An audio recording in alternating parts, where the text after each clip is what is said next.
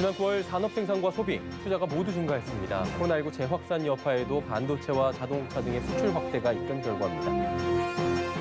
LG화학이 오늘 임시 주총을 열고 배터리 사업의 물적 분할을 의결했습니다. 이에 따라 LG화학의 전지 사업 부문은 오늘 12월 별도 법인으로 공식 출범하게 됩니다. 정부가 2025년 전기차 가격을 1,000만 원 내립니다. 충전기도 누적 50만 대까지 확대하고 전기차 배터리 대여 시범 사업도 추진합니다. 코로나19 3차 확산세로 글로벌 증시가 급락했습니다. 잘 버티던 국내 증시도 오늘 장 막판 불안한 모습을 보였습니다. 센 경제라이브 시작합니다.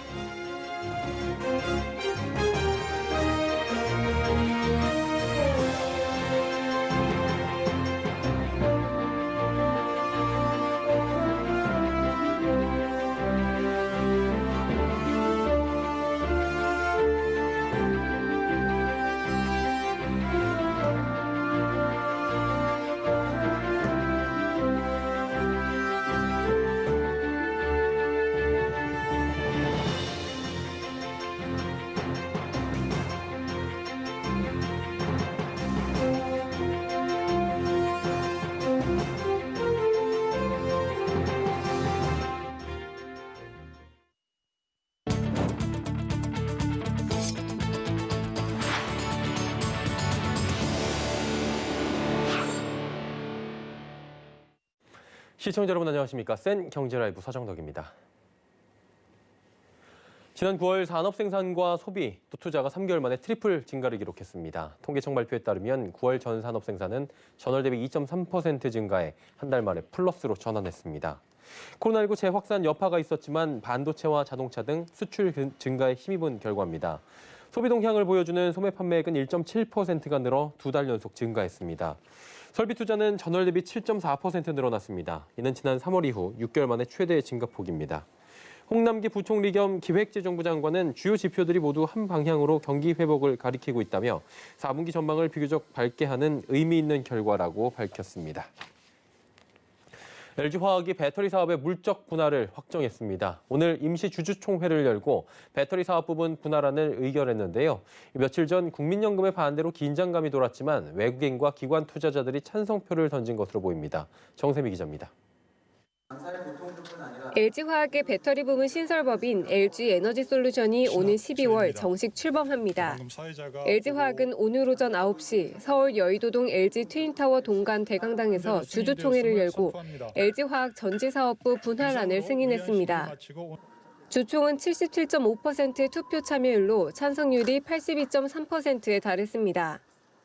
LG화학의 주식은 LG 등 주요 주주가 30%, 2대 주주인 국민연금이 10.20%를 보유하고 있고 외국인 투자자 40%, 국내 기관 투자자 8%, 개인 약 12% 등으로 구성됩니다. 지난 27일 2대 주주인 국민연금이 분할에 반대 의견을 밝혔지만 외국인과 기관 투자자들이 상당 부분 찬성 의견을 던진 것으로 알려졌습니다. 분할 회사는 LG화학의 100% 자회사이며 자본금 1,000억 원으로 설립됩니다. LG화학은 신설법인을 세계 최고의 에너지 솔루션 기업으로 육성해 2024년 기준 매출 30조 원 이상으로 끌어올린다는 목표입니다.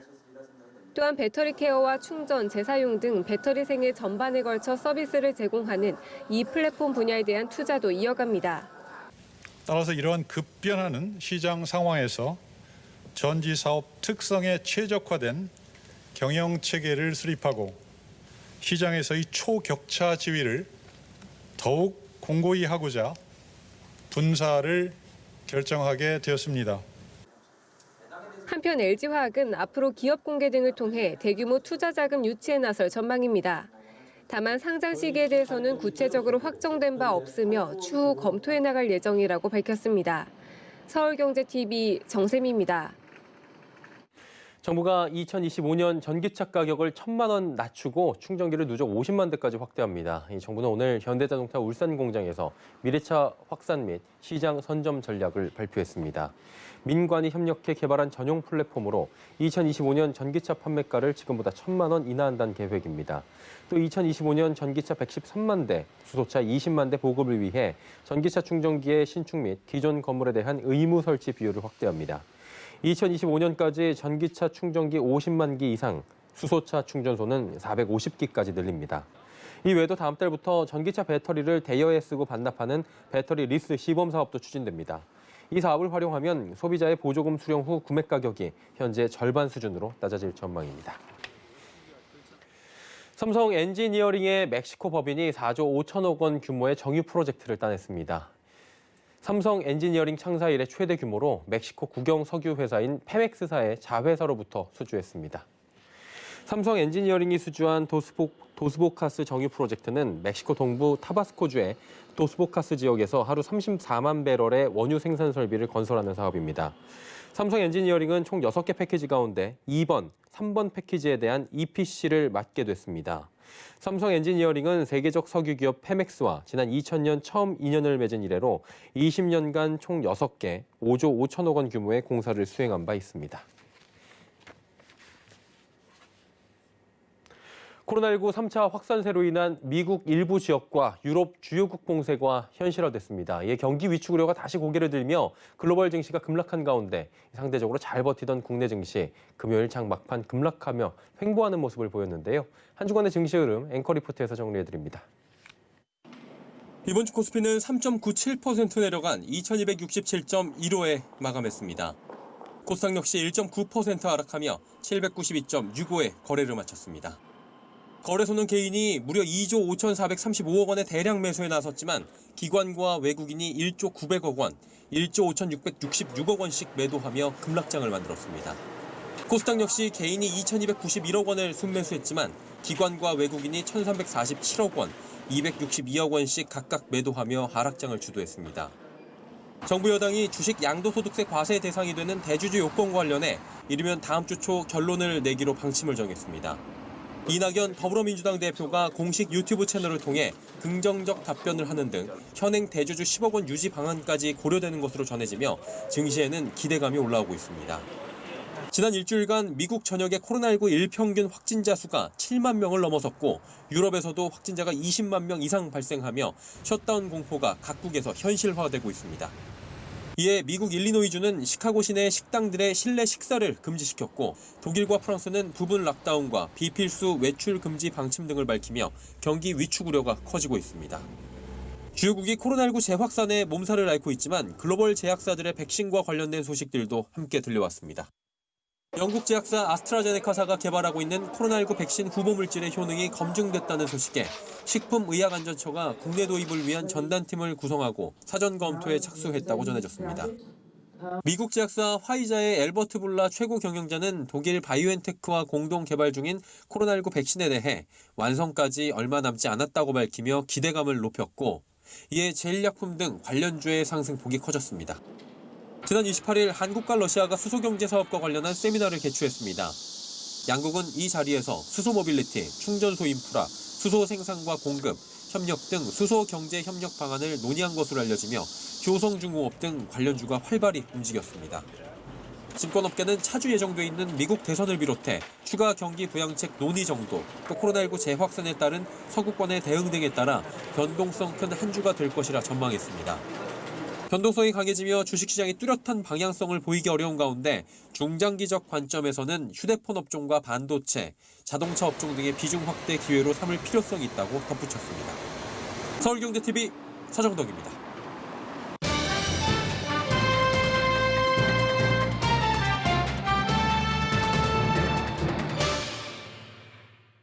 미국 대선 정말 코앞으로 다가왔습니다. 또 추가 부양책 협상은 지금 지지부진한 상황이고요. 전해드렸다시피 코로나19 재확진에 유럽, 또 미국 일부 지역의 폐쇄가 현실화되면서 글로벌 증시는 이번 주에 요동쳤습니다.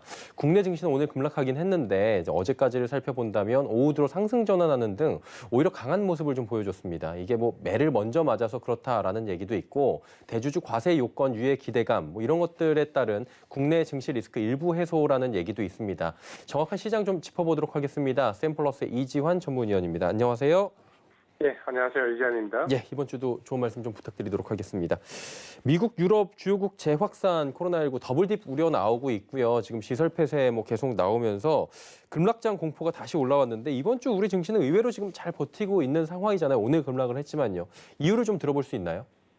네, 일단 글로벌 증시에서 우리 증시, 코스피 시장과 코스닥 시장의 위치를 보면 미국의 현재 나스닥 시장이 제일 강하고 그 나스닥 시장을 제외하면 거의 글로벌 증시에서 대만 증시와 우리 증시가 가장 강한 모습을 보여주고 있습니다. 유럽 증시와 미국의 다우지수는 오히려 더 우리 시장보다 약한 모습을 보여주고 있는데요. 결국에 이제 시장에 지금 반영되고 있는 악재 부분을 본다면 코로나19 재확산과 미국 대선에 대한 불확실성, 그리고 미국의 추가 경기 부양책의 딜레이 이런 점들인데 사실 이런 부분들은 우리 내부적으로 봤을 때 실질적으로 우리 내부의 펀더멘탈과는 직접적인 연관이 없다라는 부분이 있고 특히 우리나라 내부로 보시면은 코로나19와 관련된 대처 능력이나 혹은 지금 현재 3분기에 발표되고 있는 기업들의 실적 혹은 전체적인 경기에 관련된 지표 등을 본다면 오히려 우리 시장이 훨씬 더 강할 수밖에 없는 모습을 보여주고 있습니다.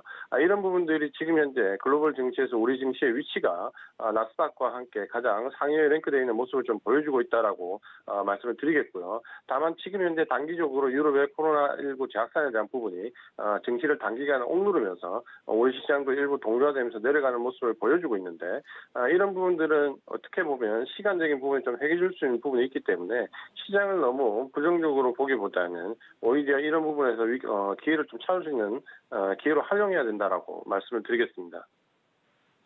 네, 아스트라제네카, 화이자, 이 지금 백신 관련 얘기가 지금 나오고 있어요. 시장의 완충제 역할을 해주지 않을까라고 기대하시는 분들도 분명히 계실 것 같은데 이 부분 얘기 조금 자세히 들어볼 수 있나요? 네, 백신에 대한 여러 가지 얘기가 상당히 오랜 기간 동안 나왔는데, 사실 이 부분이 증시에 긍정적인 부분 작용할 것은 분명합니다. 지금 현재 코로나19 재확산과 관련된 부분, 특히 유럽이나 미국에서의 환자 수가 지금 증가하고 있는데, 보통 이제 코로나19가 팬데믹이 2차 혹은 3차로 진행될 경우에는 1차만큼 방역 효과가 크진 않지만 기간적인 부분 좀 연장되는 효과가 있습니다. 현재 이제 백신을 보면 러시아나 중국에서 긴급 승인된 백신들이 있지만 실제적으로 이상해서 바로 출시가 된 부분이고 대부분 100명 미만의 임상 자료밖에 갖고 있지 않는데 말해서 아스트라제네카와 화이자가 지금 대부분 한 6만 명 단위의 대규모 3상 임상을 진행하고 있기 때문에 만약 이 부분들이 이제 실제적으로 출시로 반영된다면 어떻게 보면 진정한 백신이 처음으로 출시가 된다라고 말씀을 드릴 수 있고 이 부분이 코로나19의 재확산과 관련되어 있는 공포감을 상당히 잠재울 수 있다. 특히 증시는 불확실성을 굉장히 싫어하기 때문에 이런 코로나19와 관련된 불확실성을 낮출 수 있다라는 부분만으로도 충분히 긍정적인 효과가 될 수 있고 최근에 이제 유럽, 특히 이제 프랑스와 독일이 봉쇄 조치에 들어갔는데 이런 봉쇄 조치 기간을 단축시킬 수 있을 뿐만 아니라 이미 우리가 이 팬데믹 1차 시기를 거치면서 봉쇄 조치 이후에 어떠한 결과가 오는지를 알고 있는 상태에서 백신이라는 부분까지 좀 더 더해진다면 아마도 코로나19와 관련되어 있는 증시에 반영되는 불확실성이 상당히 줄어들 수 있다는 점에서 이전에 나온 백신보다는 아스트라제네카와 화이자의 백신이 상당한 기대감이 있다라고 말씀을 드리겠습니다. 예, 좀 백신이 빨리 나와줬으면 하는 바람은 누구나 갖고 계실 것 같고요. 다음 주 얘기를 좀 해보도록 하겠습니다. 미 대선 다음 주에 실제로 이제 결과 나오게 될 거고요. 그리고 이제 당정이 대주주 3억 원에 대한 부분에 유예 카드를 지금 꺼내 든 것 같습니다. 만지작거리고 있다라는 얘기 나오는데 다음 주는 어떤 전략이 좀 필요할 것으로 보이십니까? 예, 다음 주 이제 상당히 미국 대선 앞두고 중요한 분수령이 될 수 있는데, 우리가 시장을 지금 볼 때 좀 냉정히 평가될 부분은 결국 지금 시장에 반영되고 있는 악재는 코로나19 재확산에 대한 부분, 미국 대선에 대한 불확실성, 그리고 추가 경기 부양책의 딜레이, 이 세 가지 정도로 크게 요약을 할 수 있는데, 다음 주가 되면 일단 코로나19 재확산과 관련된 내용을 어떻게 보면 어제 유럽이 재봉쇄에 들어가면서 상당 부분 증시에 반영되고 있는데 이런 2차 팬데믹의 증시 반영은 제가 봤을 때는 초기 한 며칠 정도 상간으로 단기간에 가격 조정을 줄 것이다라는 부분과 미국 대선에 대한 불확실성 어쨌든 다음 주는 해결이 됩니다. 여러 가지 이유가 나와 있지만 결국에는 불확실성이 해결이 되고 대선 이후에 대규모 경기 부양책이 나온다. 이렇게 본다면 지금까지 8월 이후 시장을 짓눌렀던 악재들은 다음 주를 고비로 어쨌든 그 파급 효과가 증시에 점점 줄어들 수밖에 없는 상황이다라는 부분을 꼭 인지한다면 이번 주까지 힘들고 다음 주까지 좀 고통스럽겠지만 이 기간을 잘 인내하고 우리가 잘 알고 있는 지금 현재 IT 성장률 위주로 외국인들의 매수세를 꾸준히 좀 유입될 수 있다면 이런 부분에서 기회 요인이 생길 수 있고 증시는 이제 악재에 대한 반영보다는 다음 주를 고비로 넘어가면서 호재에 대한 반응이 커질 수 있다는 점에서 지금까지 굉장히 고통스러운 전략을 참으셨다면 이제부터는 다음 주 저점을 좀 확인한 이후에 정시에 대해서 조금 더 적극적으로 대응할 수 있는 부분이 생긴다. 특히 이 유동성 장세 2기에서는 반드시 실적을 기반으로 한 성장주 쪽으로 집중하는 전략이 유효하다라고 말씀을 드리겠습니다. 예, 알겠습니다. 오늘 말씀 여기까지 듣도록 하겠습니다. 고맙습니다. 감사합니다. 샘플러스의 이지환 전문위원과 함께했습니다.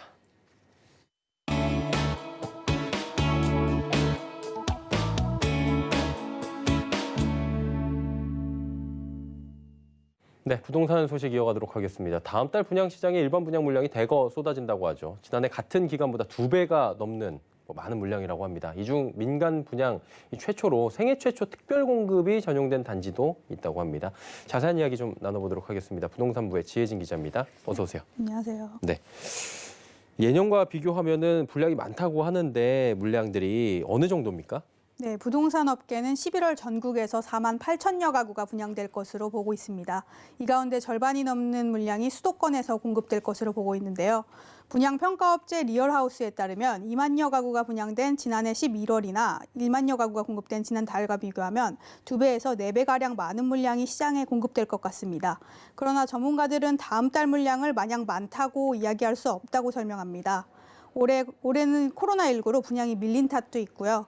통상적으로 9월부터 11월까지를 가을 분양 성수기라고 얘기하는데 10월에 물량이 적게 배정되면서 11월 예정 물량이 더 많아 보이는 효과도 있습니다. 한마디로 코로나19나 10월에 적게 했기 때문에 기저효과가 좀 있을 수 있다라는 말씀이신 것 같은데 그럼 이제 지난해와 비교를 해보는 게 좋을 것 같아요. 공급 물량이 좀 늘어났습니까? 네, 제가 그래서 부동산 114에 의뢰해서 지난해 분양 물량과 올해 월별 분양 물량 자료를 받아봤는데요.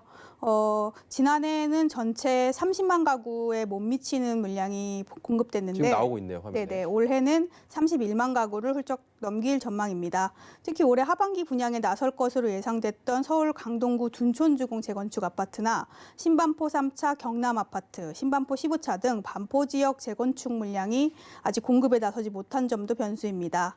이 통계에는 집계되지 않았지만 둔촌주공 같은 경우는 일반 분양 물량이 5천여 가구에 달하기 때문에 언제 공급되느냐가 시장에 큰 영향을 끼칠 수 있을 것으로 보입니다. 예.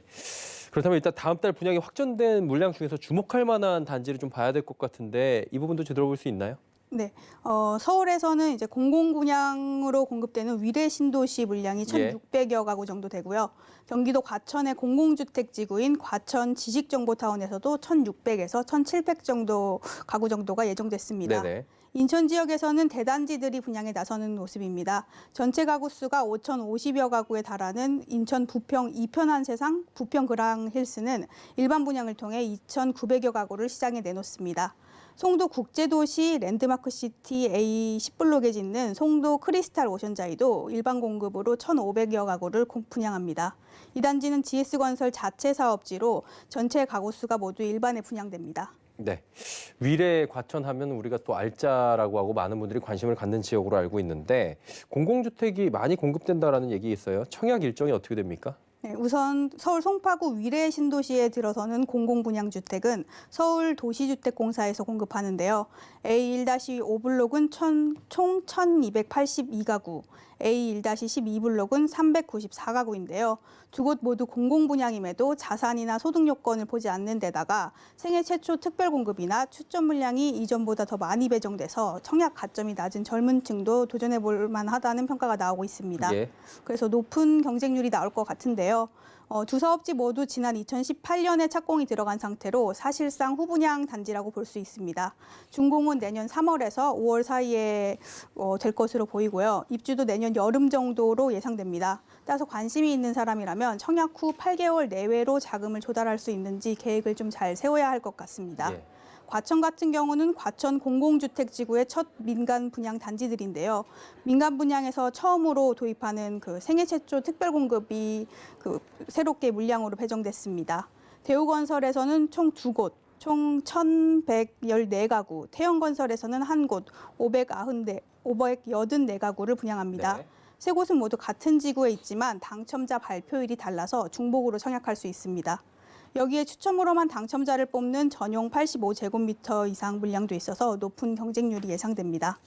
국토교통부도 지난주 올해 연말에 전국 68곳에서 공공주택 3만 3천여 가구를 공급한다고 밝힌 바 있습니다. 이 중 공공분양 물량은 1만 6천여 가구인데요. 3040 세대의 내 집 마련 기회를 넓히기 위한 취지로 당초 20%였던 생애 최초 특별 공급 비율을 25%까지 늘렸다는 점도 눈여겨볼 만합니다. 예, 조건에 맞는 그 청약 일정들 잘 챙기셨으면 좋겠고요. 연말 분양시장 상황들 짚어봤습니다. 지혜진 기자였습니다. 고맙습니다.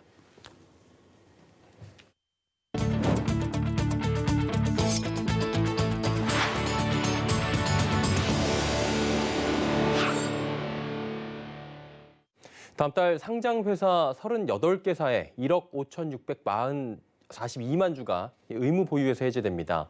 의무 보유는 소액 투자자 보호를 위해 대주주 등의 지분 매각을 일정 기간 제한하는 조치를 뜻합니다.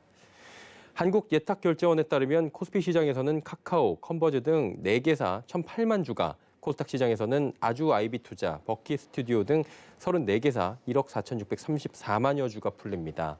11월 중 의무 보유 해제 주식 수량은 전월보다 61%가 줄어들었고 1년 전보다는 8% 감소했습니다.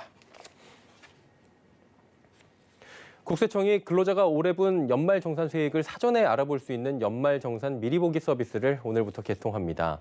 올해부터 신용카드 공제율이 대폭 확대돼 공제 한도액도 상향됩니다. 15%에서 40% 사이였던 신용카드 공제율은 3월 사용분에 대해서는 30%로 기존보다 2배가 높아졌습니다. 특히 4월부터 7월 사용분은 공제율 80%로 일괄 공제됩니다. 신용카드 공제 한도액은 총 급여 기준으로 7천만 원 이하일 경우 330만 원으로 7천만 원에서 1억 2천만 원 이하는 280만 원, 1억 2천만 원을 초과한다면 230만 원으로 각각 높아졌습니다. 국세청은 이번 연말 정산에서 간소화 자료 제공을 확대합니다. 이에 따라 공공임대주택의 월세액 세액공제 자료와 안경구입비, 긴급재난지원금 관련 기부금 자료 등이 일괄 제공될 예정입니다. 전 세계가 코로나19 재확산 조짐을 보이고 있는 상황입니다. 반면 우리나라는 뛰어난 방역 시스템과 산업을 바탕으로 비교적 안정세를 유지하고 있는 상황이죠. 코로나19로부터 우리를 지켜주고 있는 방역 기업을 한눈에 볼 수 있는 2020 K방역 엑스포에 서청석 기자가 직접 다녀왔습니다. 주문과 동시에 발열 측정을 할 수 있는 키오스크, 지나가기만 해도 살균과 발열 확인이 가능한 방역 게이트, 코로나 검사를 간단히 할 수 있는 부스까지 우리나라를 대표하는 최첨단 방역 설비들이 한자리에 모였습니다.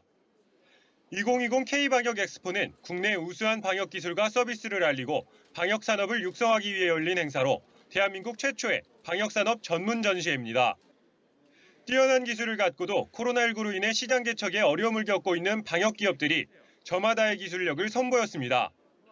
행사 참여업체 중 하나인 케어마일은 올인원 방역 게이트로 주목을 받았습니다. 예, 저희 방역 게이트는 다중 이용 시설에 가장 적합한 솔루션 제품으로 동시에 많은 사람들의 발열 체크 기록 및 전신 소독까지 가능한 방역 제품입니다. 그리고 출입하는 사람들의 발열 체크 기록, 출입 시간까지 기록이 보관이 가능한.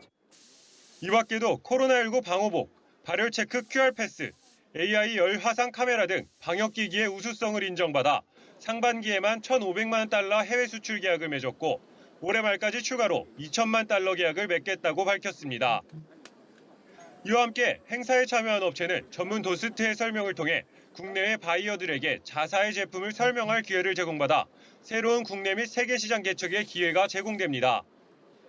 저희 지금 K방역 엑스포에 참가해서 저희 제품이랑 브랜드 홍보도 많이 된 것 같고 국내 바이어랑 상담하는 기회도 가지게 돼서 이제 앞으로 거래할 수 있는 그런 유통업체들이 좀 넓혀질 거라고 기대를 하고 있습니다.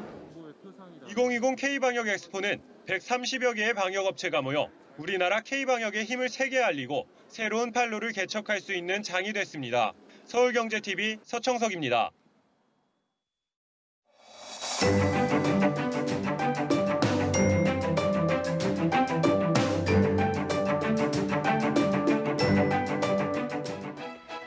안녕하세요. K웨더 라이프스타일 예보 박유라입니다. 추웠던 아침과 달리 낮부터는 기온이 오르면서 다시 선선한 가을 날씨를 되찾았습니다.